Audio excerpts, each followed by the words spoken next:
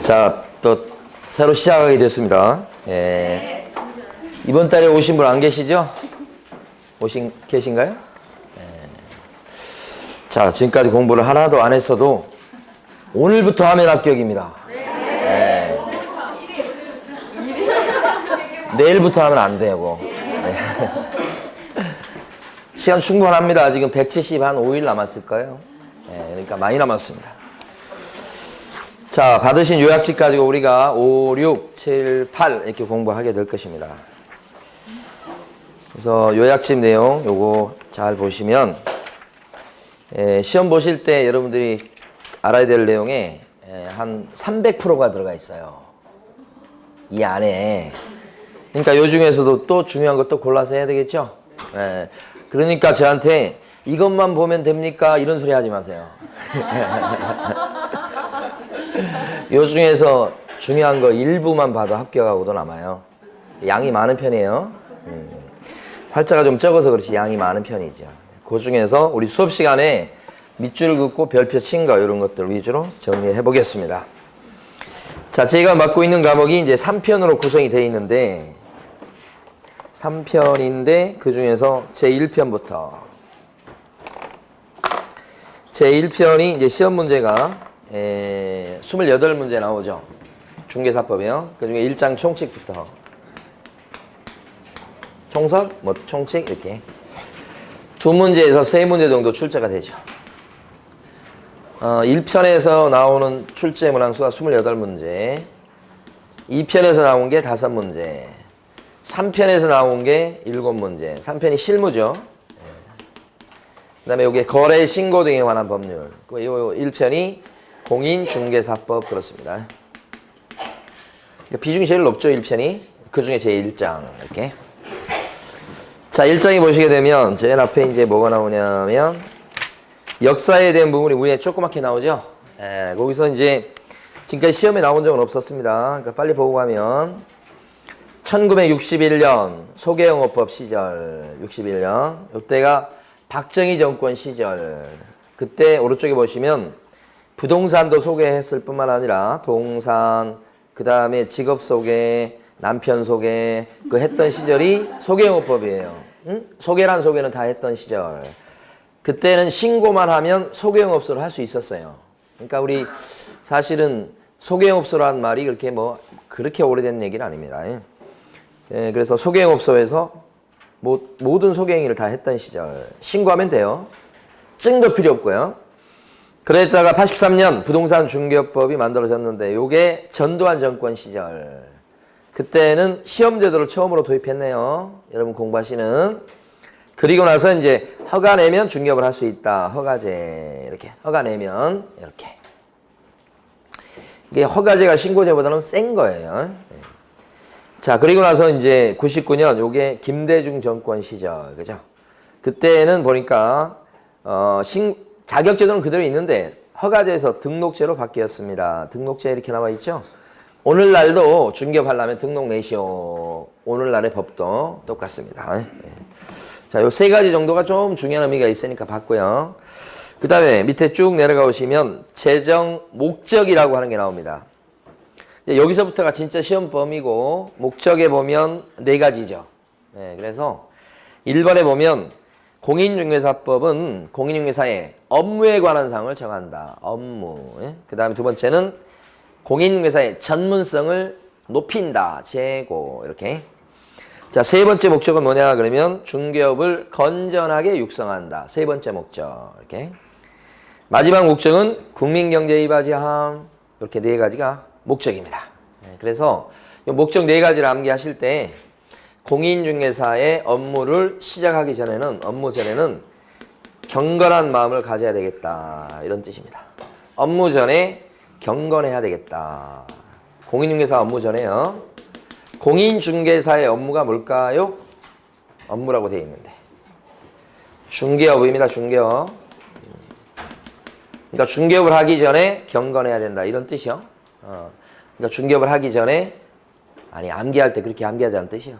진짜 경건하지 말고 지금. 그래서 여기서 얘기한 요 업무는 공인중개사의 업무에 관한 사항을 정한다. 첫 번째 목적. 전이 뭘까요? 전. 공인중개사의 전문성을 제고하고 높이고. 자, 세 번째 목적이 요거예요, 요거. 마지막 거. 중개업을 건전하게 육성한다. 자, 네 번째 목적은 국민경제의 이바지함. 국민경제의 이바지함. 이렇게. 네 가지 목적이니까 시험 내기도 적당해요. 암기를 해두시고. 자, 첫 시간에 주로 용어에 대해서 할 겁니다. 용어에 대해서 보도록 합니다. 오른쪽에 보시면 용어에 해당하는 게 중개가 제일 먼저 나옵니다. 중개. 그 가로 1번에 보면 두 줄이 있는데 그 중개를 끊어서 읽어보겠습니다. 자, 중개라 함은 3조 규정에 의한 중개 대상물에 대하여까지 끊으시고요. 그 다음에 거래 당사자 간의 매매, 교환, 임대차, 그 밖의 권리의 득실, 변경에 관한 행위를까지 끊으시고요. 자, 세 번째, 알선하는 것을 말한다. 이렇게 되어 있습니다. 자, 요걸 이제 이렇게 방금 전에 끊어 읽은 걸 써놓은 게 가로 2번이에요. 자, 그럼 칠판에서 설명드립니다. 용어 중에서 가장 기초적인 용어가 중개고요. 중개가 되려면 세 가지 조건을 갖춰야 됩니다. 일단 3조에 규정되어 있는 중개 대상물을 전제로 합니다.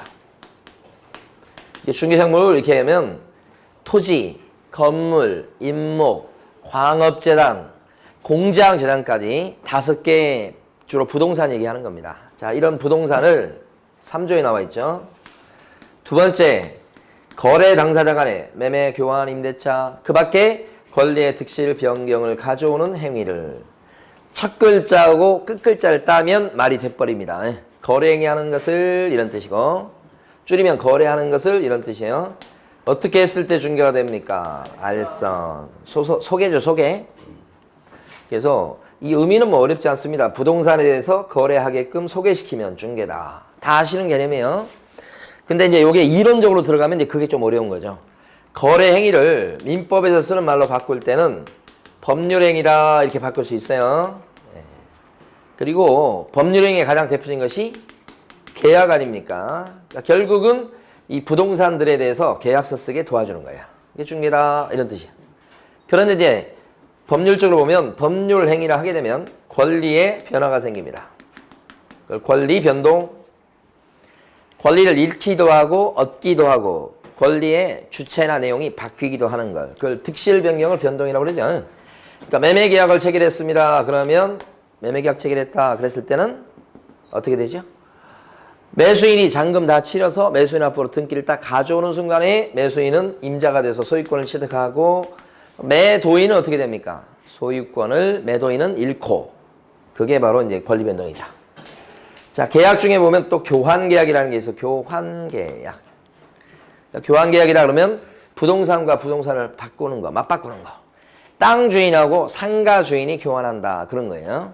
그럼 나중에 이제 교환 계약을 체결해서 서로 등기를 넘겨주게 되면 땅 주인은 상가 주인이 되고 상가 주인은 땅 주인이 되고 이런 식으로 소유권자가 뒤바뀌죠. 소유권 변동이 생기죠. 요것 때문에 이런 뜻. 그 다음에 이제 임대차 계약이다 그러면 빌리는 계약입니다. 아파트에 대해서 2년간 임대차 계약을 체결했다 이렇게. 그럼 빌린 사람은 그 전에 없었던 임차권이라는 권리를 갖게 돼서 임차권 때문에 자기 집도 아닌데 거기서 2년간 먹고 자고 생활할 수 있다. 그 권리가 임차권이고 이것 때문에 생긴 거죠. 이렇게. 계약 중에 보면 땅을 빌리는 계약이 있습니다. 그걸 지상권 설정 계약이다 이렇게 부르고 땅을 갖다가 30년간 빌릴게요. 매년 땅세로 얼마씩 주고요. 이렇게 지상권 설정 계약을 통해서 지상권 등기를 딱 하게 되면 그때는 그 전까지 없었던 지상권이 생겨요. 그러면 지상권 등기가 된 사람은 자기 땅이 아닌데 거기다가 자기 땅인 양 나무도 심고 건물도 세우고 그렇게 할 수도 있다. 이 권리가 요것 때문에 생긴 거예요. 나 30년간 빌릴게. 1년에 땅세 얼마씩 줄게 하면서. 그 다음에 저당권 설정 계약이 있죠. 이게 대출했을 때 담보를 잡는 계약입니다. 저당권 설정 계약을 통해 가지고 은행이 저당권이라는 권리를 얻게 되죠. 그럼 저당권은 어떤 건가? 요 권리는 혹시 이제 이자도 안 내고 뭐 원금 갚아야 될 때 원금도 안 들어오고 그러면 경매를 신청할 수 있는 권능이 요 권리 안에 들어가 있다. 은행이 저당권자예요. 이 저당권이 어떻게 되는가? 대출해 간 사람이 나 이자 못 내고 그러면 경매 넣어도 좋아요. 이렇게 해가지고 저당권 설정 약정을 해서 생긴 거예요. 은행한테. 그러니까 지금 뭘 보는 거냐면 여기 나와 있는 이런 각종 계약을 통해서 이런 권리의 변화가 생긴다 이거고, 요게 이제 민법 총칙이에요. 법률행위하고 권리변동. 민법 시간에 여러분 잔뜩 배우시는 거. 그러니까 이걸 다시 이제 풀어놓은 것이 있고 조문이에요. 거래 당사자 간에 매매, 교환, 임대차, 그 밖에 권리의 득실 변경을 가져오는 행위를, 그거니까 요것이 계약이요, 계약. 결국 여기로 다시 이제 돌아옵니다. 자, 계약 체계라는 것을 조선해 둔다. 그러면 중개 이렇게 하는 거예요. 여기서 개념 하나를 보고 가요. 여기 보면 이런 소유권, 임차권, 지상권, 저당권 이런 것을 중개 대상 권리라고 그래요. 중개 대상 권리. 무슨 얘기냐면 중개 활동을 통해 가지고 중개 활동을 해갖고 변화되게 만드는 대상 권리다 이런 뜻이에요. 그러니까 시험에서는 중개 대상 권리입니까 아닙니까 이런 거 잘 물어보거든. 그러니까 중개 대상 권리에는 이런 임차권 들어가죠, 저당권도 들어가죠, 뭐 지상권 들어가고 지역권도 들어가고 민법 시간에 배우는 전세권도 들어가고 등등등 많이 있겠죠. 이렇게. 만약에 환매 계약이라는 거 뭔지 아십니까? 네. 다시 되사올 수 있는 권리? 네. 자, 부동산에 대해서 환매 계약을 체결하게끔 알선했다 그러면 환매 계약을 체결해서 되사오기로 한 사람은, 그 사람은 환매권이라는 권리를 얻게 되죠. 권리가 지금 생겼잖아, 어떤 게. 그럼 그것을 갖다 중간에서 소개시키면 그 활동도 뭐다? 그 활동도 중개다. 그러니까 중개 대상 권리에는 환매권 이런 것도 들어갈 수 있겠네요. 들어갈 수 있다. 근데 환매권은 채권입니까? 물권입니까? 채권. 부동산 임차권은 채권입니까? 물권입니까? 채권. 그러니까 중개 대상 권리는 채권도 있고, 근데 물건이 훨씬 많죠. 그죠? 그렇게 이해하시고. 자, 하나 더. 여기 권리 변동이 생기는 원인 중에 보면 법에 그렇게 써져 있기 때문에 권리 변동이 생기는 그런 경우가 있지요. 법에 써져 있는 관계로. 대표적인 것이 뭐냐면 상속 같은 거. 상속받은 아들은 아버지 소유의 부동산에 대해서 소유권을 취득하는 거예요. 그러니까 상속받으면 권리 변동이 생기는 겁니다. 그런데 언제 이런 소유권을 취득합니까? 상속받은 사람은 아버님이 돌아가시는 순간에 바로 소유권을 취득하지, 그죠? 무슨 계약서를 써가지고 소유권을 갖다 등기 냈을 때 취득하는 거 아니잖아요. 그러니까 이런 경우는 법에 그렇게 써져 있기 때문에 권리 변동이 생긴다 이런 거예요. 경매 같은 경우도 우리 지난주에 공부했습니다만은 낙찰자는 대금을 납부하는 그 순간에 바로 즉시 소유권을 취득해버리니까 계약서 안 쓰죠. 그래서 경매도 법에 써져 있기 때문에 권리 변동이 생깁니다. 이렇게 되는 거니까. 얘하고 얘 차이가 뭐냐 그러면 법률의 규정에 따라서 권리 변동이 생기는 이런 경우는 중간에 제3자가 개입할 여지가 없어서 알선이란 그런 용어는 성립될 수가 없고요. 따라서 중개란 용어는 법의 규정에 따라서 권리 변동이 생길 때는 중개란 용어 자체가 성립하지 않습니다. 그러니까 중개란 용어는 계약서 쓰는 거. 그래서 그때 제3자가 중간에서 개입할 수 있으니 알선의 여지가 있고 중개란 용어가 성립될 수가 있겠다. 그러니까 중개란 말은 권리 변동이 생겼다고 해서 다 중개란 용어가 만들어지는 게 아니고 법률 행위가 원인이 돼서 권리 변동이 생기는 이럴 경우에나 중개란 개념이 성립한다. 이걸 이해하시면 돼요. 그러면서 이제 세 가지 예를 들 텐데 이제 중개인지 아닌지 여러분들이 판단을 해보시는 거예요. 영업권이라고 하는 게 있습니다. 이 영업권이라고 하는 것은 가게에 보면 단골이 많이 있다 이런 거. 그 가게에 시설 투자돼서 거기 남아있는 가치가 있다. 탁자나 냉장고라든지 뭐 이런 거, 기계라든지 이런 거. 그래서 영업권은 그런 영업적인 가치를 누릴 수 있는 권리인데 이 영업권은 사고 팔 수 있습니까? 그때 영업권을 사면서 주는 돈을 뭐라고 불러요? 권리. 그래서 여기 보면 권리 양도하고 양수가 되어 이 권리에 대해서 그런 계약 체결이 가능하고 그때 계약서에 보면 권리금 이렇게 나온다고 그랬죠. 이 권리 양도 양수 계약서 쓰는 것을 중간에서 알선하면 중개입니까 아닙니까 이거? 중개가. 왜 아니죠? 중개가 되려면 세 가지를 갖춰야 될 텐데 계약을 체결하게 만들어 주었으니까 2번, 3번은 갖췄다고 보는데 계약의 목적물이 이게 부동산이 아니죠 지금. 그래서 중개가 안 되는 겁니다. 그러니까 여기까지 설명을 드리면 이제 이해하기 쉬운 부분인데 이거 나왔을 때 이제 수험생분들이 괴로워하세요. 왜 저게 중개가 안 될까? 뭐 알선하고 그랬는데 중개가 돼야 될 건데, 그죠? 그래서 이제 합격해서 나가신 분들 중에 보면 이게 중개가 아니에요. 이거 모르고 많이 합격해 갑니다. 나중에 나가서도 이거 아니 지금 이거 소개하는데 이게 무슨 중개가 아니라고 그래 막 그렇게 하시는데 하여간 이론적으로는 중개가 아니에요. 이게 중개가 아니란 말이 못해요. 부동산 사장님은 이거 하면 안 돼요. 그런 뜻이 아니에요. 할 수는 있어요 이거. 그런데 성질이 중개가 아니란 뜻이요. 두 번째, 땅이 경매 나왔을 때요. 경매에서 싸게 나오니까 낙찰 받아보라고 소개시켰다 이 말이에요. 자, 그랬을 때 이것은 중개 활동입니까? 왜 중개가 아니죠? 소개시켰는데 땅을. 경매 때문에 그런 거예요. 경매는 계약서 안 쓰죠? 땅에 대한 경매 알선 행위도 부동산 사장님이 할 수 있습니다요. 그렇지만 성질이 중개가 아니라 부동산 사장님이 하는 걸 다 중개 활동이라고 생각하시면 안 돼. 그걸 깨달으셔야 돼요. 예. 자, 그 다음에 세 번째는 뭐냐면 요건 기출문제에 나왔던 겁니다. 신축 빌라예요. 분양을 합니다.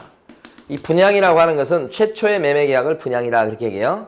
그래서 분양 계약 체결하는 것을 대행을 해주고 있네. 대행. 자, 이러면 중개입니까? 아닙니까? 아니에요. 왜 아니죠? 빌라인데 부동산인데 이 계약은 분양 계약은 매매 계약하고 거의 같은 거예요. 근데 왜 중개가 아닙니까? 대행 때문에.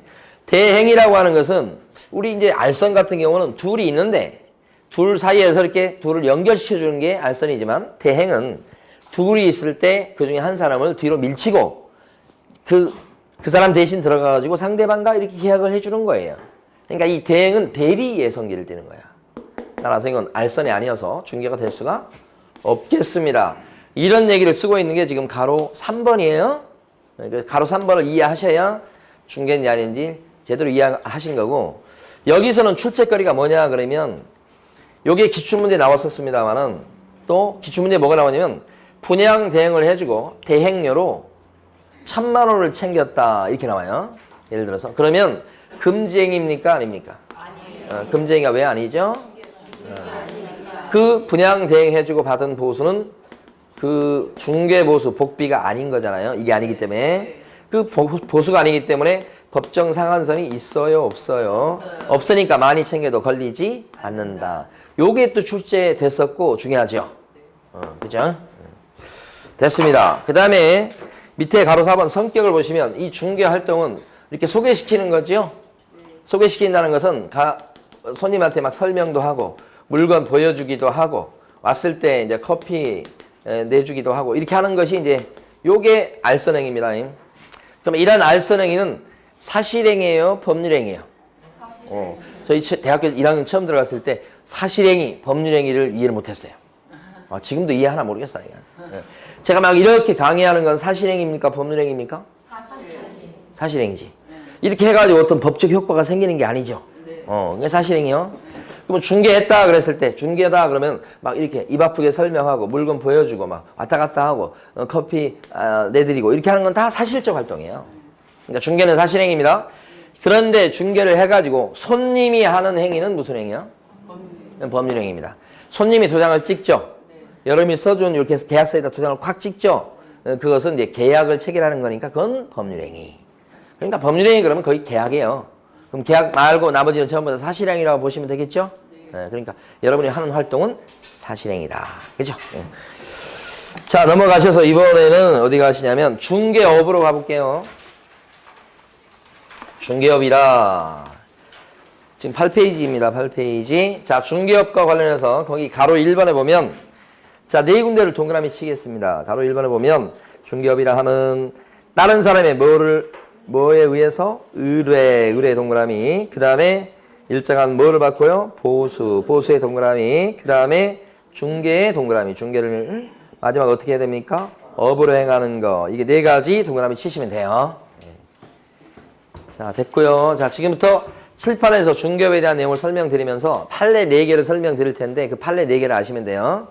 그 판례 4개가 오른쪽에 보시면 판례 1, 2, 3, 4 나와 있는 거죠? 그러니까 매년 나오는 판례입니다. 자, 중개업이란 용어가 훨씬 중요합니다. 이거보다. 자, 그럼 이것은 방금 전에 동그라미 쳤듯이 의뢰가 있어야 되고요. 그 다음에 보수를 챙기고요. 그 다음에 중개하는 것을 마지막에 어떻게 해야 됩니까? 영업적으로 했을 때 이렇게 되면 이것을 중개업이라고 합니다. 이렇게. 그러니까 중개업이다 그랬을 때는 의뢰, 보수, 중개, 영업. 중개가 뭐죠 그런데? 방금 전에 했었죠?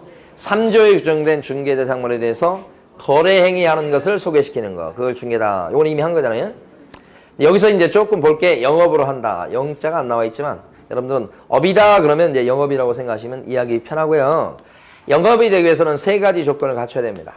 요거요. 자, 첫 번째는 영업이 되려면 일단은 돈 벌 목적으로 해야 됩니다. 그걸 뭐라고 부르냐면 영리 목적으로 활동한다. 영리 목적으로 해요. 돈 벌 목적으로 이렇게 해야 돼. 그래야 영업이 되는 거예요. 두 번째는 불특정 다수인을 상대로 합니다. 불특정 다수인. 이것도 법률 용어인데 특정되지 아니한 여러 명. 그러니까 여러 사람을 상대해야 영업이 되는 겁니다. 상대하는 상대방이 딱 정해져 있다. 그건 영업이 아니죠. 예. 자, 세 번째는 한두 번 하고 말면 그건 영업이 아니죠. 계속 반복 성향이 있다. 이렇게 되면 이것이 뭐예요? 영업이다. 이게 되죠.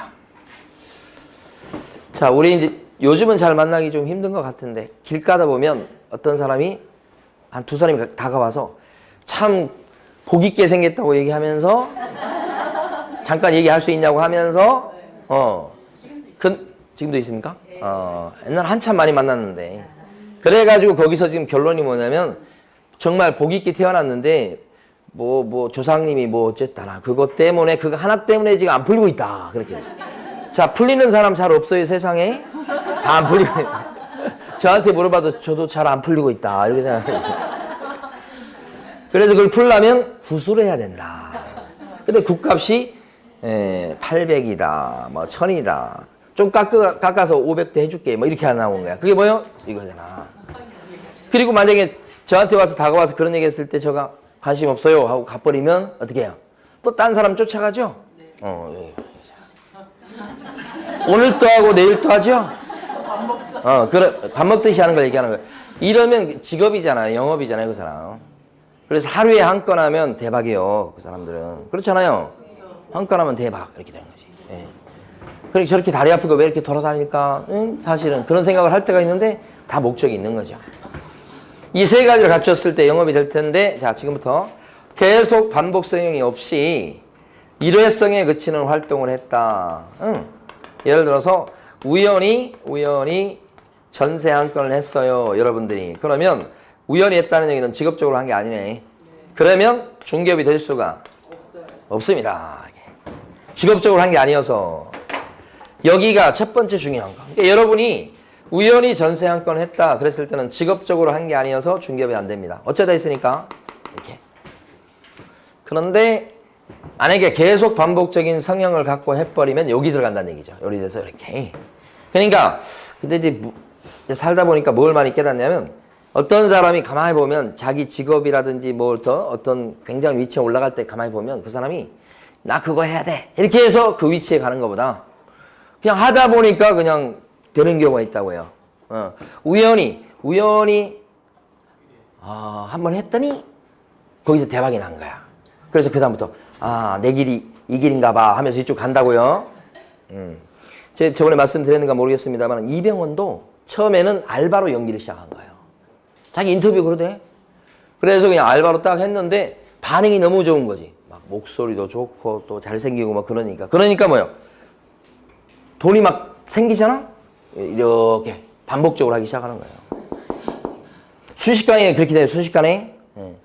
저도 어떻게 강의를 시작했을 것 같아. 우연히. 진짜 우연히. 고시 공부하는데 돈이 다 떨어진 거예요. 더 이상 고시원비 낼 게 없어. 그러니까 우리 선배가 너 강의하면 돈 좀 벌 수 있는데 해볼라냐고. 싫다고 갈 이유가 없잖아. 해볼게. 갔더니 너 이거 그때는 중개업법이었어요. 다른 선생님 다 있는데 중개법 선생님이 없으니까 너 중개법 해 그러더라고. 그럼 저는 그게 무슨 과목인지도 모르고 알았어요. 알바로 시작한 거예요. 돈 생기니까. 그런데 딱 해보니까 뭐 돈이 되는 거야. 그래가지고 이제 공부하는 것을 게을리하기 시작하죠.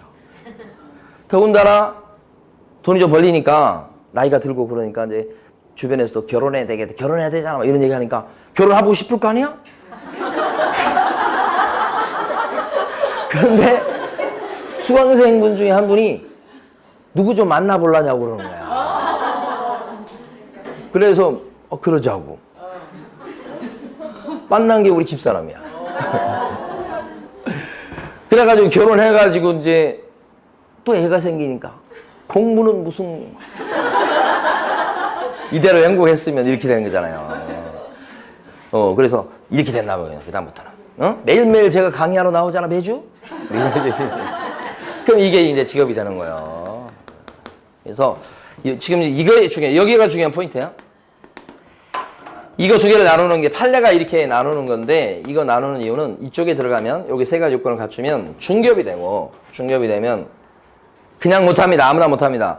이거 하려면 등록을 내고 하시오. 이렇게 돼 있다고. 등록 내시오. 관청에 만약에 이거 중개업을 하는데도 등록 안 내고 하면 그때는 무등록 중개업자로 처벌하겠습니다. 3년 이하의 지역이나 3천만 원 이하의 형사처벌 대상이 됩니다. 이것이거든, 이거.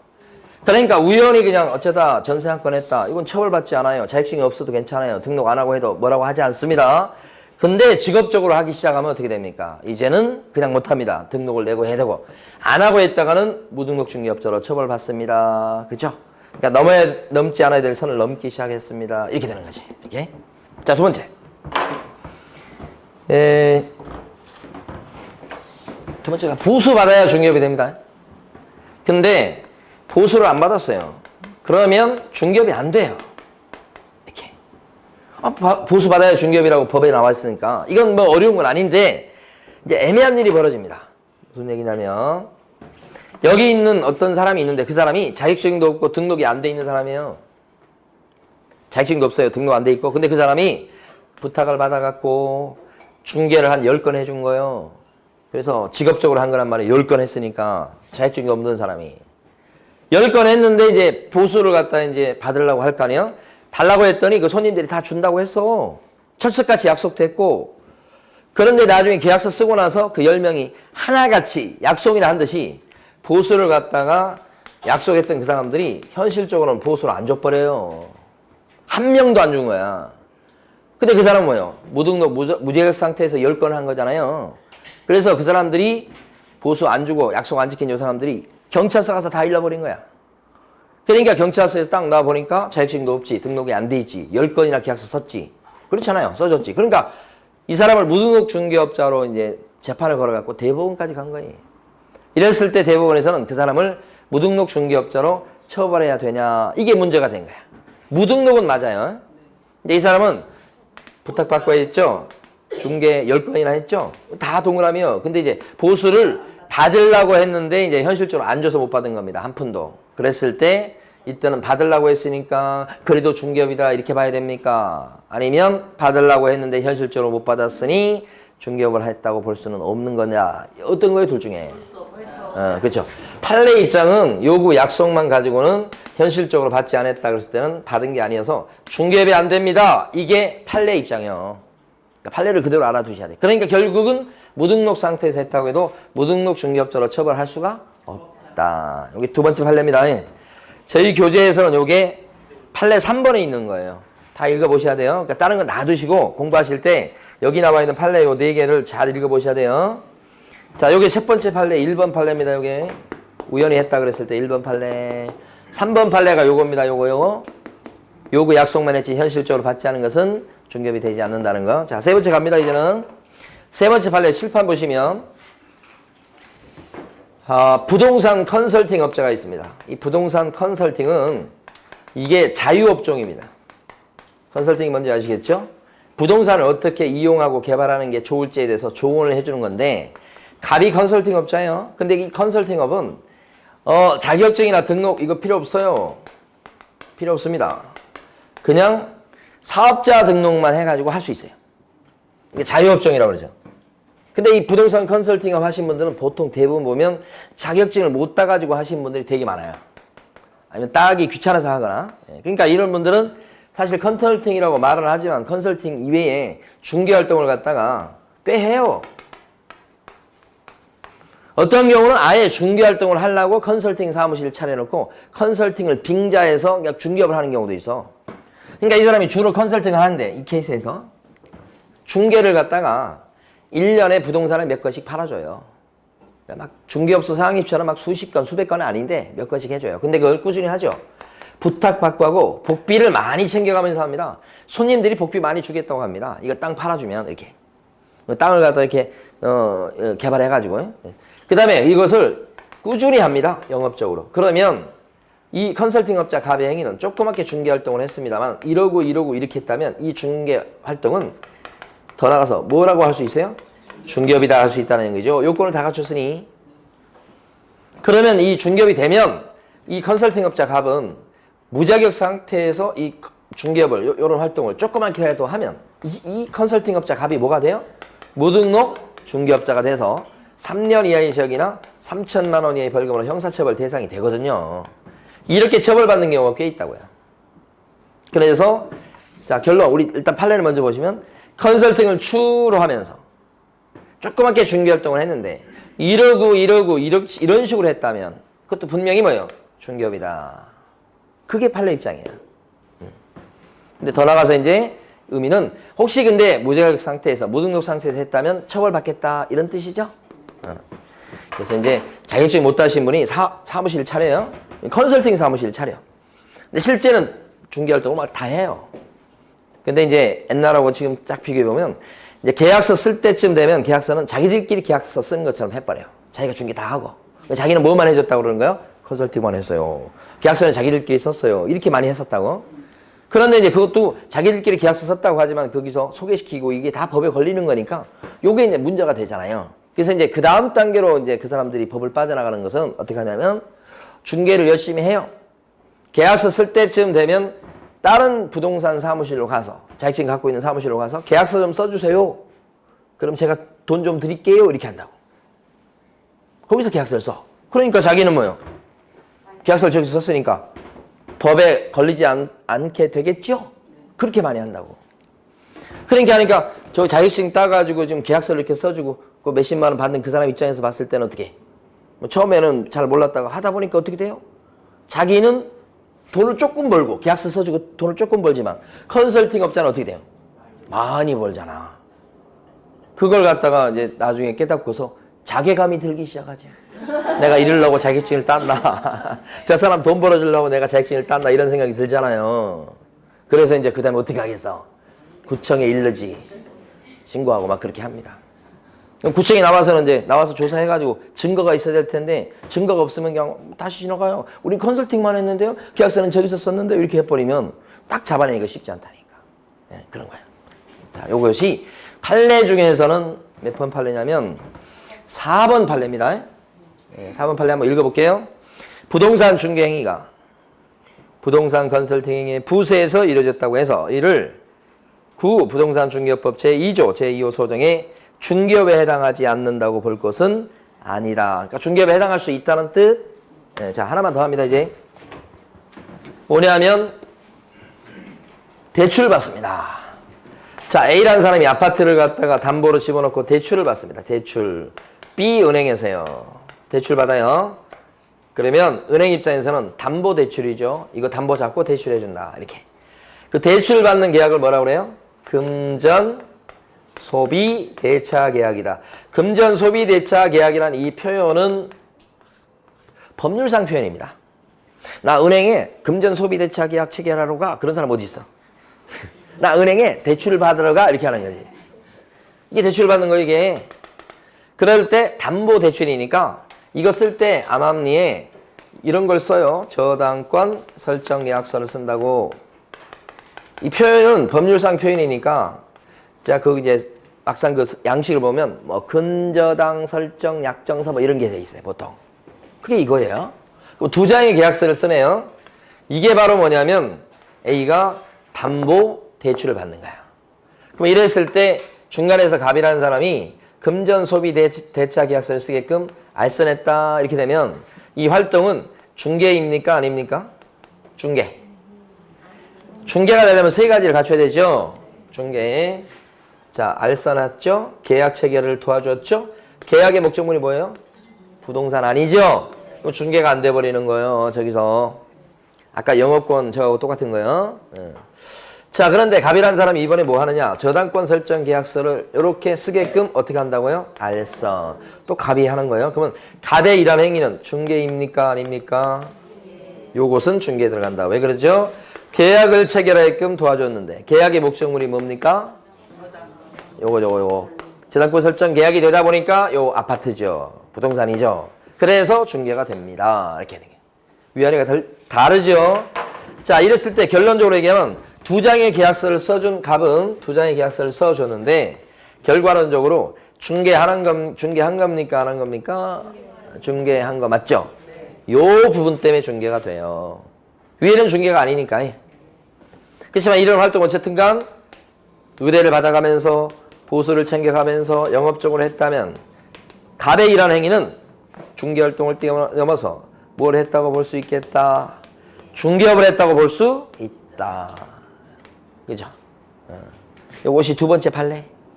그러니까 금전 소비 대차 계약 체결의 알선에 부수해서 저당권 설정 행위를 알선했다고 하더라도 중개에 들어가는 거고 이러고 이렇게 했다면 확실하게 어디에 들어갈 수 있다? 중개업에 해당할 수 있다는 게 2번 판례. 처음에 잘 나오는 판례죠? 그러니까 판례 4개를 꾸준히 계속 읽어보시면서 정리해 두시면 끝이에요. 됐습니다. 이제 어디 가시냐면 중개업까지 봤죠. 자, 나머지 10페이지 부분을 보도록 하겠습니다. 볼 텐데 자, 칠판을 치우고 용어가 6개인데 우리가 2개를 끝낸 겁니다. 지금까지 해서 2개를 끝냈는데 질문을 드려볼게요. 자, 중개업이란 온지 X인지 맞춰보세요. 중개업이란 제3조의 규정에 의한 중개 대상물에 대해서 거래 당사자 간의 매매, 교환, 임대차, 그 밖에 권리의 득실 변경에 관한 행위를 알선하는 것을 말한다. 맞습니까? 다시 하기 힘드는데. 근데 남은 김에 다시 해봐요. 중개업이라 하면 제3조 규정에 의한 중개 대상물에 대해서 거래 당사자 간의 매매, 교환, 임대차, 그 밖에 권리의 득실 변경에 관한 행위를 알선하는 것을 말한다. X죠. 중개업이 아니고 중개죠. 그러니까 중개란 말과 중개업이란 말을 구별할 줄 아셔야 돼. 중개는 세 가지. 중개업은 4가지. 이렇게. 자, 거기 나와 있는 개업 공인중개사가 누군가? 자, 개업 공인중개사는 어떤 사람을 개업 공인중개사로 합니까? 거기 보면 개업 공인중개사. 이 법에 의해서 중개사무소에 개설, 등록한 자를 말한다. 등록한 사람을 개공이라고 부르죠. 등록. 첫 줄에 나와 있잖아요. 등록만 돼 있으면 개공이 되는데 개업 공인중개사의 종류가 3종류가 있죠. 그 3종류가 뭐냐? 첫 번째는 혼자 자격증을 따서 혼자 오픈한 공인중개사인 개공. 자, 그 다음에 법인을 차려가지고 오픈한 법인 개공. 이렇게. 그 다음에 자격증도 없는데 기존에 중개업을 계속 해왔기 때문에 법 부칙조문에서 끄트머리 조문을 부칙이라고 그래요. 부칙조문에서 등록된 걸로 쳐주는 양반에서 부칙 개공이 있어요. 이분이 이제 자격증 없이 옛날에 해오셨던 분들.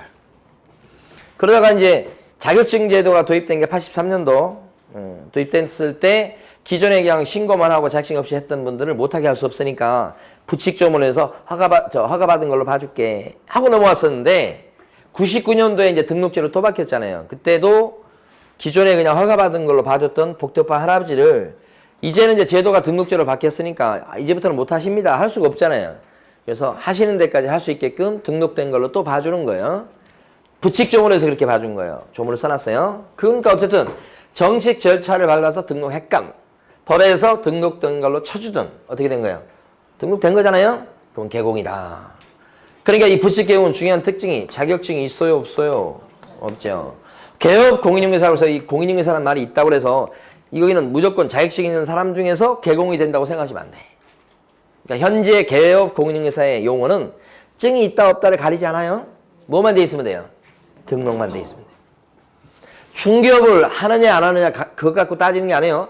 중개업을 안 하더라도 뭐만 돼 있으면 개공이요? 등록. 이 등록이란 말에 동그라미를 쳐두시고 별표해 두시고 용어 할 때 이걸 꼭 확인해 주셔야 돼요. 됐습니다.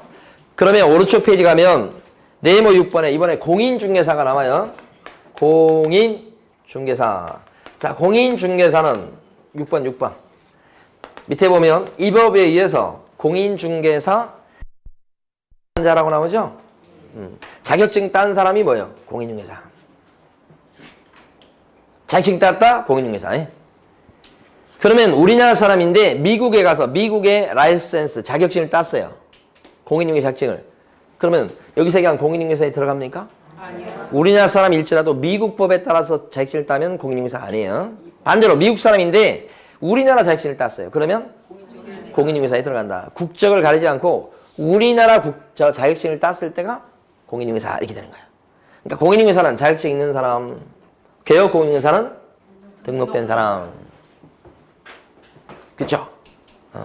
그럼 이 두 용어는 같은 말이? 아니다. 자, 질문 드려보는데 OX 공인중개사를 하면 이 법에 의해서 중개사무소 개설 등록한 자를 말한다. X. 공인중개사는 이 법에 의해서 개설 등록한 자를 말한다. X. 그죠? 등록한 자는 뭐예요? 개업공인중개사 이렇게 하는 거예요. 다시 또 질문? 공인중개사 자격을 취득했으나 중개사무소 개설 등록하지 아니한 자는 공인중개사란 명칭을 사용할 수 있다. 이 사람 얘기하죠? 네. 자격증을 땄는데 아직 오픈 안 했다고 나와요 지금. 그래도 공인중개사 맞죠? 네. 그러니까 명함에다가 공인중개사 아무개라고 공인중개사란 명칭을 쓸 수가 있다. 다시 질문. 자격을 취득했으나 중개사무소 개설 등록하지 아니한 자는 공인중개사 사무소, 부동산 중개 그런 명칭을 사용할 수가 없다. 그것도 맞는 거지. 공인중개사 사무소, 부동산 중개 그런 명칭은 누가 쓰는 거예요? 개공이 쓰는 명칭이니까. 자격증을 땄습니다만 이렇게 등록 안 했을 때는 그 명칭을 쓸 수가 없다. 이렇게 하는 거지. 최근에 많이 나오는 질문이에요. 지금 방금 전에 지금 제가 질문 드린 게 됐고. 이런 개업 공인중개사 밑에서 일을 도와주는 사람을 고용인이라고 불러요. 근데 고용인의 종류가 두 종류죠. 하나가 뭐냐면 자격증을 따갖고 도와주는 사람이 있고 없이 도와주는 사람이 있죠. 자격증 갖고 도와주는 사람은 뭐라고 불러요? 소속 공인중개사 이렇게 불러요. 자격증 없이 도와주는 사람을 중개보조원 이렇게 부르고, 자 실무에서도 보면 소속 공인중개사를 소공이라고 많이 줄여서 얘기하고요. 중개보조원 그랬을 때는 보조원이라고 많이 줄여서 얘기합니다. 그러니까 증 가지고 도와주는 사람을 소공, 없이 도와주는 사람을 보조원. 근데 이 사람과 이 사람의 차이점은 소속 공인중개사가 되면 중개 업무를 봐줄 수 있는 사람이고 여기는 중개 업무를 못 봐요. X 이렇게 돼 있죠. 중개 업무를 못 봐요. 이렇게 된 거죠. 자, 그래서 중개 업무를 봐줄 수 있는데 보조 업무는 어떤가? 보조 활동은 소공도 할 수가 있고 중개보조원도 할 수가 있고 여긴 차이가 없네. 가만히 보니까 소공과 중개보조원에 대한 용어를 봤을 때 차이점이 이렇게 증이 있냐 없냐가 차이점, 그 다음에 중개 업무를 봐줄 수 있냐 없냐가 차이점이라고. 공통점은 뭐냐 그러면 둘 다 개업 공인중개사인 사장님 밑에 속해 있는 게 공통점. 그러면서 여기가 차이 나죠. 이러다 보니까 소속 공인중개사는 중개 업무를 할 수 있고 보조원은 중개 업무를 못 보니까, 그죠? 중개 업무하고 보조 업무가 뭐냐는 건 대단히 중요하다. 보조 업무를 둘 다 할 수 있으니까 이렇게. 그럼 이제 중개 업무가 뭐냐에 대해서 법조문도 없고 판례도 없지만 국토교통부 장관이 해놓은 얘기가 있다. 그 얘기는 뭐냐? 예? 자, 중개 업무는 뭐냐 그러니까 물건에 대해서 확인 설명하는 거. 요게 중개 업무다. 또요. 확인 설명서를 작성해 주는 거. 요게 중개 업무다. 또요. 매매나 임대차 계약서를 써주는 거. 요것도 중개 업무에 들어간다. 이렇게 중개 업무에 들어간다. 이렇게 하는 거지. 요거 세 가지만. 그럼 나머지 세 가지를 뺀 나머지는요. 중개 업무에 들어갑니까? 안 들어가죠. 나머지는 일체 다 뭐예요? 보조 업무다. 그래서 보조 업무에 해당하는 것 중에서 대표적인 거. 현장 안내한다 이런 거 있잖아요. 물건 가서 보여주고. 그 다음에 일반 서무라고 그래가지고 각종 장부 정리하는 거예요. 접수장이라든지 격리 장부 같은 거. 각종 장부 정리하는 거. 이거 다 나머지 업무에 들어갑니다. 이거 말고도 이제 물건에 대한 조사 활동이라든지 이런 거. 아니면 손님 왔을 때 뭐 커피 대접한다는 거 이런 거라든지 아니면 청소하고 이런 거 다 뭐예요? 보조 업무죠. 그래서 세 가지 빼고 나머지는 다 보조 업무 이렇게 되죠. 자, 이해하셨으면 지금부터 정리합니다. 소속 공인중개사라 함은 찾아보세요. 지금 네모 4번. 소속 공인중개사라 함은 개업 공인중개사에 소속된 맞죠? 공인중개사로서 이렇게 나왔습니다. 그럼 공인중개사로서 이렇게 나왔는데 여기에 밑줄 그어져 있는데 이것을 빼먹으면 안 됩니다. 반드시 얘기해 줘야 됩니다. 그래야 보존하고 구별됩니다. 공인중개사로서 빠지면 틀리고요. 그 다음에 가로 있는 거 좀 이따 보고요. 중개 업무를 수행하거나 거기도 밑줄 그어져 있죠. 중개 업무를 할 수 있는 사람이 소공이요? 보존 못하죠. 그러니까 중개 업무를 수행한다는 얘기를 꼭 해줘야 돼요. 그래서 구별해야 돼요. 그래서 중개 업무를 수행하거나 그 다음에 개업 공인중개사의 중개 업무를 어떻게 하는 사람? 보조하는 사람을 말한다. 보조 활동도 할 수 있죠. 이 두 마디가 빠지면 틀리고 그 다음에는 이제 가로 안에 보면 자격증을 갖고 있는 사람들 중에서 그죠? 법인의 임원사원이 있는데 이따 셋째 시간에도 하겠지만 임원사원 중에 증이 있는 임원사원이 있고 증이 없는 임원사원도 있을 수 있죠. 네. 증을 갖고 있는 임원사원은 어디에 들어가고 소공에 포함된다고 가로 안에 나와 있죠. 네. 근데 임원사원 높은 사람인데 증이 없어. 그럼 뭐예요? 보존이다 하는 얘기지. 그러면 법인인 개업공인중개사의 모든 임원을 맞는지 보세요. 법인인 개업공인중개사의 모든 임원은 매매계약서를 작성할 수 있다. 그러면 틀리죠? 임원이지만 증 갖고 있는 임원은 작성해 줄 수 있겠지만 증이 없다면 못 써주죠. 그래서 임원 사원 중에 공인중개사인 자를 포함한다. 여기가 중요하다고. 자, 세 번째 이제 하나 더 여기서 이해해봐요. 최근에 보면 자격증을 땄는데 이 사람이 자격증 따서 취직했어요. 일 배우려고.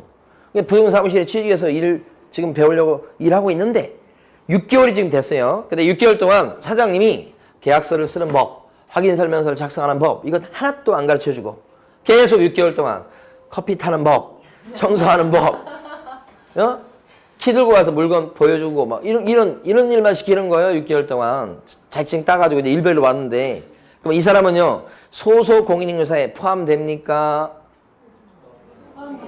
계속 이런 일만 하는데도 그렇죠.